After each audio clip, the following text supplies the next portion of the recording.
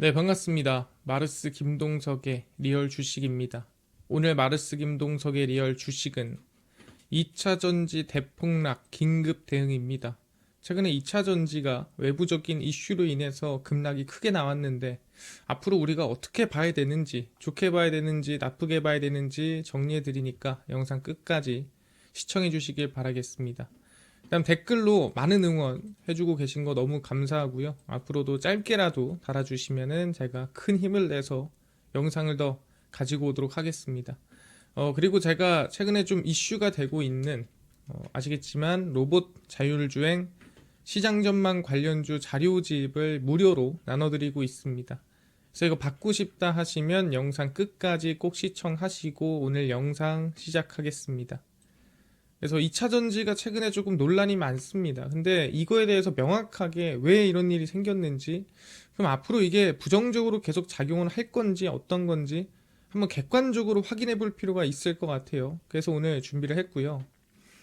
일단 포드발 연쇄 충격이 강합니다. 제가 여기 써놓진 않았는데 그 SK온이랑도 이 조인트 벤처를 이제 해체를 했습니다. 그러면서 약간 포드랑 좀 엮여 있는 기업들이 계약이 해지되거나 조인트 벤처를 해체하거나 좀 그런 이슈들이 많은 상태인데 그 중에서도 좀 가장 임팩트가 컸던 거는 LG 에너지 솔루션에 대한 이슈였고요. LG 에너지 솔루션이 미국 완성차 제조사 포드와 체결한 9조 6천억 규모의 전기차 배터리 공급 계약이 해지가 됐습니다. 나 안 할래 한 거죠. 야, 너네 배터리 이제 필요 없어. 해지된 계약의 규모는 9조 6,030억 원으로 최근 LG 에너지 솔루션 매출액의 28.5%에 해당합니다. 정말 큰 수준이죠. 근데 여기에 대해서 여러분들이 지금 이것만 보니까 뭐야 좀 크고 바로 실적이 박살 나겠네 뭐 이런 생각을 할 수도 있어요. 근데 그 사실적인 부분에 대해서는 제가 앞으로 설명을 드릴 거고요. 일단 포드는 간판 차종인 전기 픽업 트럭 F150 라이트닝, F150이라는 게 우리가 흔히 아시겠지만 이 도로에서 엄청 큰 픽업 트럭이 있어요. 우리가 칸이라든가 아니면은 뭐 콜로라도 뭐 이런 정말 큰 픽업 트럭이 있는데 그 중에서도 가장 대표하는 게 F150인데 그거 전기차 버전이 라이트닝입니다. 그래서 생산을 중단을 하고 안 팔리니까 중단하겠죠. 수익성이 좋은 하이브리드 차와 내연기관차에 집중하겠다라고 밝힌 거죠. 그래서 판매 부진에 차세대 전기 픽업 트럭 T3와 전기 상용밴 개발 계획도 취소한 상태입니다. 그래서 포드에서는 지금 일단 전기차보다는 하이브리드 쪽이 좀 더 효율이 나는 것 같다라고 생각하고 그쪽으로 좀 더 힘을 실을 흐름인 거죠. 아, 그렇구나. 근데 여기서 중요한 거, 왜 F150 라이트닝을 생산을 안 했을까? 실제 한국보다 미국은 이 달려가는 거리도 엄청 길고 그러다 보니까 중간중간에 짐을 실어가는 게 엄청 많아요. 그래서 일반 승용차로는 실을 수 없는 짐들이 많다 보니까 픽업 트럭을 정말 많이 사용한단 말이에요. 근데 그럼에도 왜 F150 라이트닝은 망했을까라는 고민이 드는 겁니다. 그래서 이거에 대해서 설명을 드리면 기본적으로 F150 라이트닝 같은 경우에는 이 효율을 잡는 거에 실패했습니다. 그러니까 일단 비싸요. 우리가 최근에 전기차를 산다 그러면은 뭐 삽니까? 비싼 게 아니라 효율적인 거, 조금 싼데 괜찮은 거를 많이 찾는단 말이에요. 근데 이미 5만 달러, 그러니까 6천만 원이 이미 넘어가고요. 그 다음에 고급형은 9만 달러, 그러니까 1억이 넘어가는 돈인 거죠. 그래서 가격정이 일단 셌습니다. 근데 가격이 있더라도 쓸만하면 쓰겠죠. 근데 픽업 고객들은 가성비라든가 실용성 중심이에요. 그러니까 많이 실을 수 있고 많이 싣고 멀리 나가고 강한 차를 원합니다. 근데 전기차 특성상 장거리가 일단 안 돼요. 왜 가다가 전기차 충전하고 또 가다가 길어봤자 지금 이 700km, 800km도 못 가는 전기차가 많단 말이에요. 그러다 보니까 거기다가 만약에 물건을 싣는다. 그럼 당연히 무거워지니까 주행거리가 또 감소합니다. 그러니까 원래는 뭐 600km 갈 것도 400km 가고 이런다는 거죠. 그러니까 뭐예요? 뭐야, 전기차 타니까 효율이 너무 안 나네. 차라리 그냥 일반 차가 더 낫겠는걸? 이거 기름값 넣는 거 감안해도. 그래서 충전 인프라 부족과 충전 시간. 충전 인프라 부족은 이제 한국 같은 경우에는 이 땅이 좁잖아요. 그러니까 여기저기 세울 수 있습니다. 근데 미국은 중간에 정말 이 주유소조차 없는 거리도 있고요. 주유소가 없다는 건 전기차 충전소 당연히 없는 거겠죠. 그리고 거리가 지금 우리가 600km 이게 아니라 1000km씩 막 달리는 도로도 있다 보니까 사실상 너무나도 이게 문제가 큰 거죠. 그래서 가솔린 차 대비 현실적인 불편이 있는 겁니다. 가솔린 차는 그래도 뭐예요? 휘발유를 싣고 다닐 수 있잖아요. 근데 우리가 2차전지 같은 경우에는 전기를 싣고 다니기는 어렵죠. 그래서 대형 픽업 시장 공략에서 큰 약점을 가졌고, 사실 이거는 전기차가 별로다 이게 아니에요. F150 라이트닝이 현실적으로 픽업 트럭 시장에 경쟁력이 없었다. 그러다 보니까 이번에 뺀 것도 있다라고 볼 수가 있는 거죠. 현실적인 부분에서 아직 전기 픽업 트럭 수요가 늘어날 만큼 효율이 나오지 않았습니다. 그럼 사이버 트럭은요? 라고 물어볼 수 있는데, 여러분들은 사이버 트럭을 효율을 챙기려고 사십니까? 아니죠. 애초에 그거는 이 목적 자체가 달라요. 그렇기 때문에 F150 라이트닝은 실패했다라고 생각하면 될 것 같습니다. 아, 그렇구나. 일단 기본적인 문제가 좀 있었네요. 그리고 이제 LG 에너지 솔루션이랑 포드랑 어떤 계약을 맺었는지 그 계약에 대해서 정확하게 알아볼 필요가 있습니다. 일단은 원래 이 포드랑 LG 에너지 솔루션 그리고 코치그룹 이 세 개 기업이 조인트 벤처를 하려고 했는데 무산됐고, 그 대안으로 109기가와트시 규모의 공급 계약을 체결을 했습니다. 누구랑? LG 엔솔이랑 포드랑. 그래서 총 13조 원 규모였습니다. 그래서 첫 번째 물량이 34기가와트시, 이게 2026년부터 공급하는 거예요. 그래서 기존 모델에 넣는 거고요. 이제 B 물량이 이게 이제 이번에 취소된 겁니다. 75기가와트시. 그래서 이건 2027년도부터 공급을 하는 거고, 차세대 신규 플랫폼 모델에 대응을 하는 건데, 이번 공시로 해지된 게 B 물량이고, 포드가 차세대 모델 개발을 드롭하면서 해당 물량이 소멸된 겁니다. 아까 얘기한 대로 뭐 조금 더 효율성을 챙기는 픽업 트럭이나 전기 밴이나 이런 거를 일단은 안 만들겠다라고 한 거죠. 그러면서 이제 드롭이 된 거고, 중요한 건 뭐냐면 2027년도부터다 보니까 실적이 2027년도부터 찍힐 게 사실 하락을 한 겁니다. 그렇다고 한다면 2026년도 같은 경우에 일단은 이 34기가와트는 예정대로 간다는 소리예요. 그래서 이게 지금 단기적인 충격이 있긴 하지만 당장 내년에는 충격은 없다라고 보는 게 맞아요. 실적 부분에서는 일단 이거에 대해서는 명확하게 확인을 했습니다. 아, 그렇네요. 그래서 2026년부터 공급되는 3기가와트시 약 3조에서 4조 규모는 유효합니다. 그래서 2025년 대비 2026년은 유럽 가동률이 어쨌든 개선되는 거는 명확해요. 왜냐면 이거는 그대로 유지가 되는 거니까. 유럽 생산이 총 지금 80기가와트시가 됩니다. 그러니까 이거를 가동률이 100% 올렸을 때 80기가와트시를 생산할 수 있는 건데, 이걸 이제 원래는 한 2027년도까지 해가지고 35.9기가와트시 정도 한 절반은 하지 않겠나 생각했는데, 이번 계약이 해지되면서 한 23.4기가와트시 정도로 가동률 개선이 조금 천천히 들어갈 걸로 전망이 됩니다. 그러니까 아예 멈춘 게 아니라 속도가 조금 느려졌다 정도로 생각하시면 됩니다. 그렇기 때문에 시작은 언제다? 2027년도부터의 실적이기 때문에 당장 내년도는 예정대로 흘러간다. 그래서 27년부터 공급 물량이라 27년 예상치 실적이 조금 줄겠죠. 왜냐면 팔기로 한 게 안 팔렸으니까 당연히. 하지만 이건 성장을 위한 과정 아닌가 생각을 하는 거예요. 왜 그런지도 설명 다 드릴 겁니다. 일단 말씀드리면, 일단은 업황 자체가 전보다 좀 나아졌어요. 그게 뭔 소리냐면, 우리가 전기차 그 다음에 2차전지 싸우려고 하면 누구랑 싸웠냐면 보통 중국이랑 싸웠어요. 근데 중국은 우리가 못 이겨요. 왜 못 이기냐면 그냥 돈을 쏟아 부어버리고 막 실적 마사지하고 이러니까 사실상 적자가 나더라도 다 흑자로 돌려버립니다. 지원금 받고 이래가지고. 근데 그 돈이 말도 안 될 정도예요. 그래서 중국의 자금 때문에 우리가 지금까지는 싸우기 어려웠는데 최근 들어서 중국의 자금이 이동하고 있습니다. 그게 뭔 소리냐? 중국은 내년 1월 1일부터, 그러니까 2026년도부터 전기차를 구매하면 전액 100% 감세되던 취득세가 약 50%만 면제가 됩니다. 그러니까 이제 50%는 내란 소리예요. 그러니까 원래는 다 지원해 줬었는데 그 중에 지금 취득세마저도 야 이제는 50%는 내라고 하는 거죠. 그 돈이 지금 어딘가로 가고 있는 거예요. 자동차 취득세는 차량 가격이 10%입니다. 1억이면 1000만 원, 5천이면 500만 원이죠. 그래서 전기차 취득 시 5%를 세금으로 납부를 합니다. 중국은 2023년부터 신에너지차 이 구매 보조금을 완전히 폐지를 했습니다. 그래서 보조금도 없고 이제는 취득세도 내야 되는 거예요.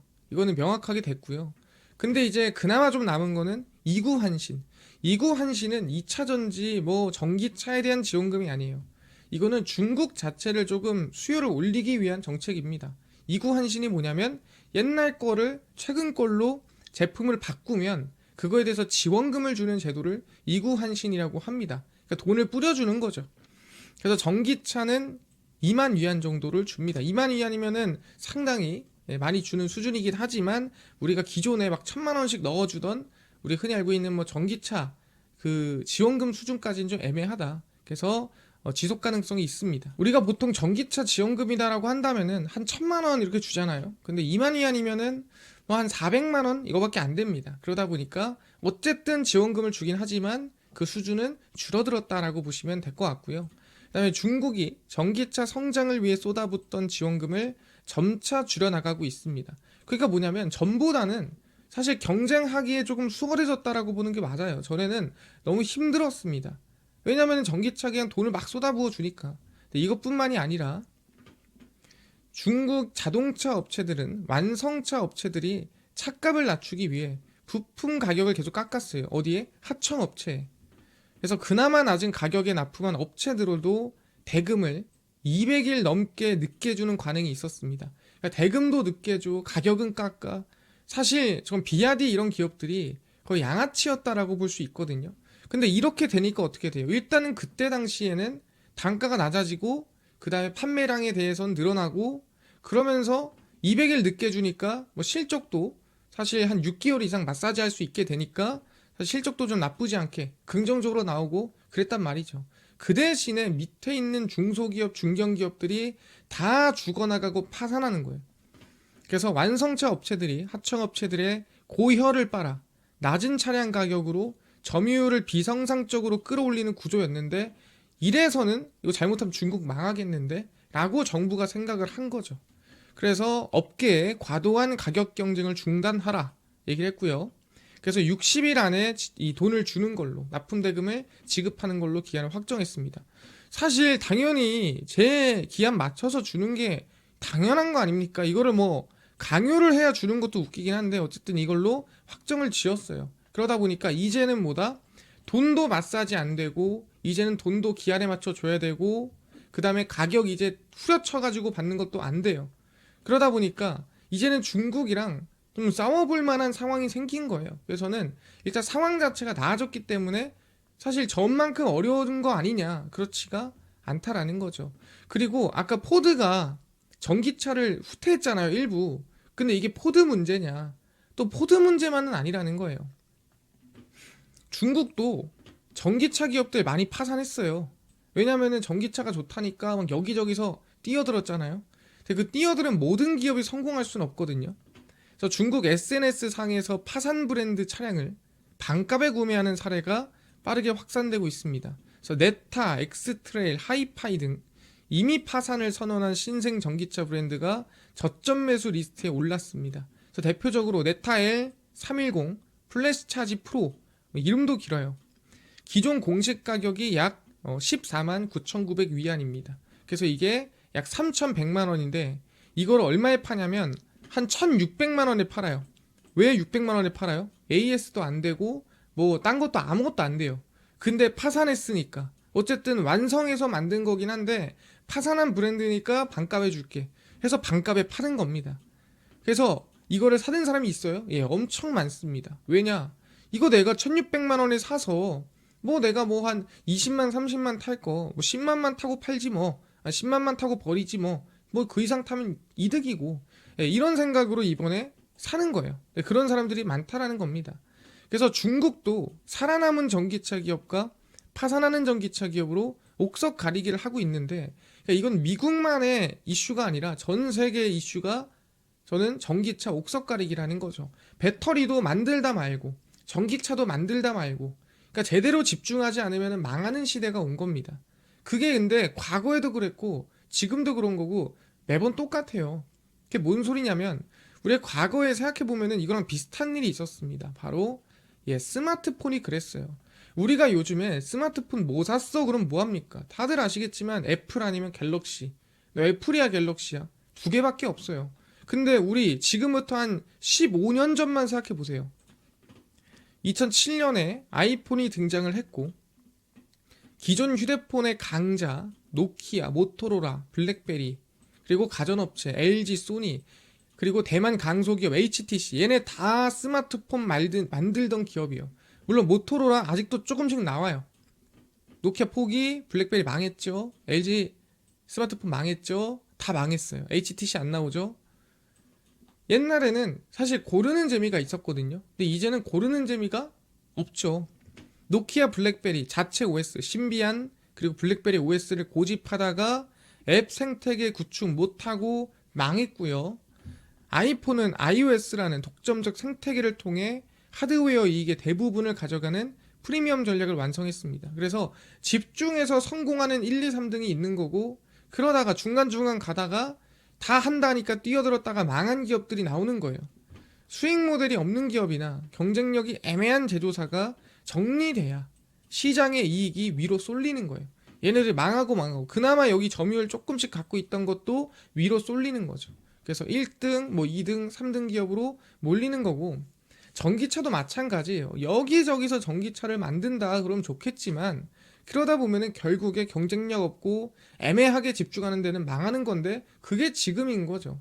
그래서 지금 전기차 만드는 기업 중에서 정말 집중하는 기업만 살아남는 거다라고 보시면 돼요. 뭐 실제 중국으로 따지면은 BYD, 그다음에 뭐 우리가 흔히 샤오미, 그다음에 미국으로 따지면은 뭐 테슬라, 그다음에 한국에선 현대차 중심으로 남고 있는 거다.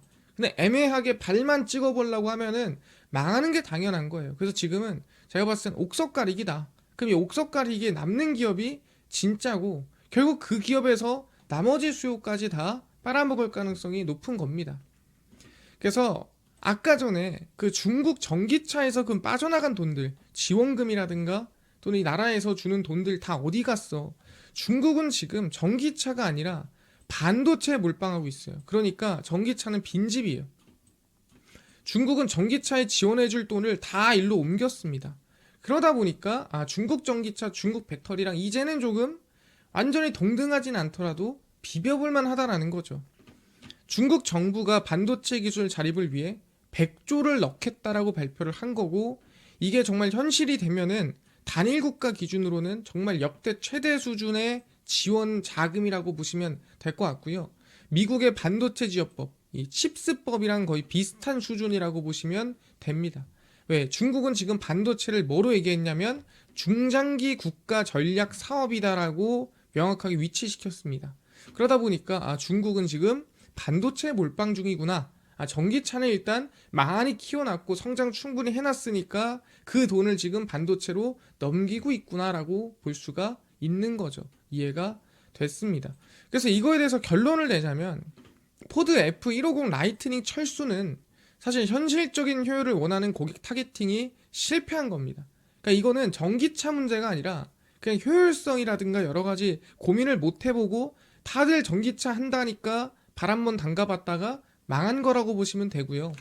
산업의 성장기에는 점유율을 못 넓히는 기업들의 옥석 가리기가 나옵니다.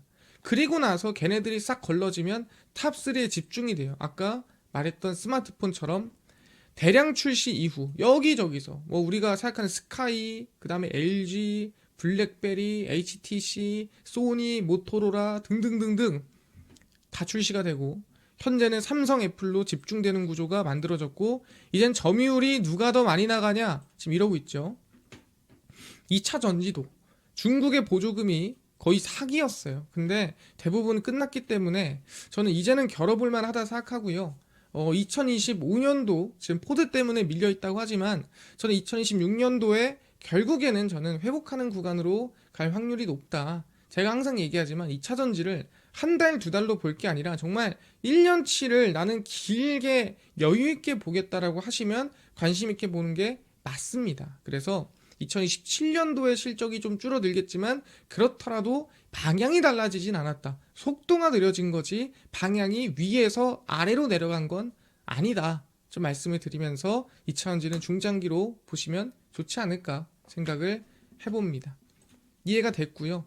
그래서 여러분들은 아마 이 산업의 지금 변화 구조 이 가운데 있다 생각하시면 될 것 같아요. 그래서 2차 전지는 옥석 가리기 중이다. 옥석 가리기라는 거는 이제 누가 탑 3 안에 들 거고 누가 던지고 다른 걸 할 건지 집중해질 것 같습니다. 확인했고요.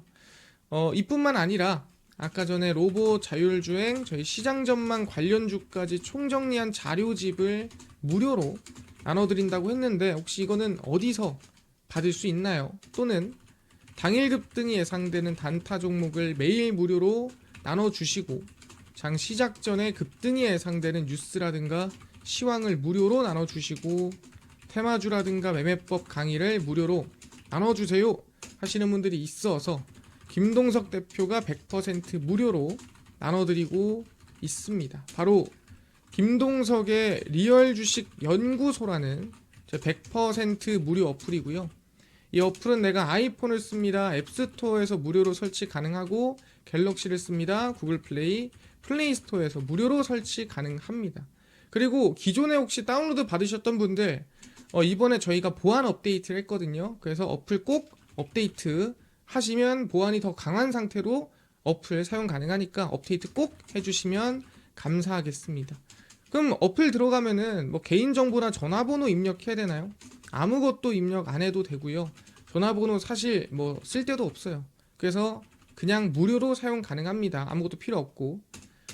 그래서 이제 들어오시면 저희가 중요한 글을 쓸 때 푸시 알람을 보내드려요. 글을 올릴 때. 그럼 이것만 승인 허용해 주시면 되고 기존 사용자분들은 업데이트 꼭 해서 보안 강화해 주시면 감사하겠습니다. 그래서 이제 구글 플레이, 플레이스토어 접속한 다음에 김동석의 리얼 주식 연구소라 검색하시면 이렇게 어플이 화면에 뜨게 됩니다. 그래서 100% 무료로 설치 가능하니까 꼭꼭꼭 설치하셔라 말씀을 드립니다. 그래서 무료로 설치하고 나면은 이렇게 어플이 화면에 뜨게 되고요. 당일 리얼 추천주가 당일 급등 예상 종목을 무료로 장중 이 극비 분석은 저희가 장 시작 전 시황 그다음에 극비 자료는 테마주라든가 매매법 무료로 나눠드립니다. 아까 얘기했던 로봇 저희 자율주행 시장 전망 관련주 자료집 어디서 받을 수 있나요? 저희 리얼 추천주 누르시고요. 들어가시면은 저희가 트럼프 독점 수혜 리포트 해가지고 저희가 무료로 전부 다 올려놨습니다. 그래서 이거 누르고 들어가시면 맨 밑에 로봇 자율주행, AI 소프트웨어, AI 반도체, 테슬라 자료집 다 무료로 나눠드리니까 믿져야 본전입니다. 꼭 받아가시고요.